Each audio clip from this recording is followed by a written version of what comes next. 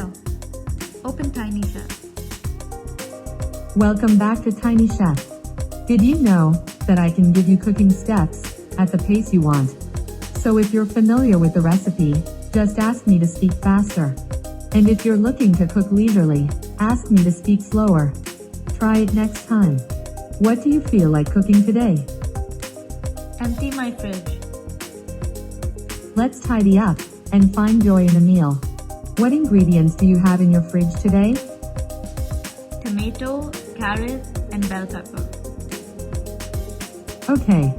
Let me give you the top 3 tomato, carrot, bell pepper recipes: lentils and vegetable soup, pasta tomato soup, and veg malai sandwich.